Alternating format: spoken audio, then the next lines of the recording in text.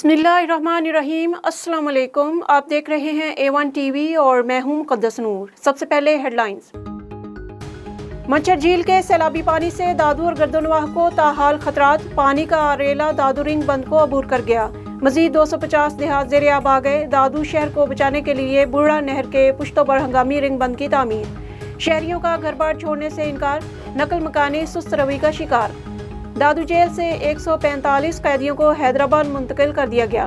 भान सईदाबाद भी ज़ेर-ए-आब। कोटरी बैराज पर ऊंचे दर्जे का सैलाब। हिफाजती पुश्तों पर दबाव बढ़ गया। वज़ीर आज़म शहबाज शरीफ और तुर्क सदर उर्दुवान में टेलीफोनिक राब्ता। वज़ीर आज़म ने तुर्क सदर को सैलाब से होने वाली तबाही से आगाह किया।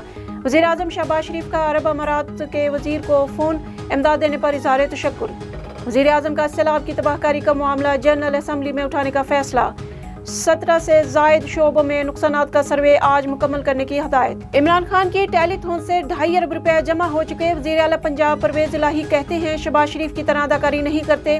काश्तकारों को फ्री सोलर पंप, बेघर अफराद को रायत पर घर देंगे। ऐसे कवानीन बना रहे हैं जो तब्दील नहीं किए जा सकेंगे। वज़ीर आला पंजाब की सहाफ़ियों से मुलाकात में गुफ्तगू। साबिक स्पीकर अफजल शाही ने भी परवेज इलाही से मुलाकात की। ये थी हेडलाइंस। मजीद खबरों और अपडेट्स के लिए देखते रहिए A1 टीवी। A1 टीवी, सब पे नजर, अंदर की खबर।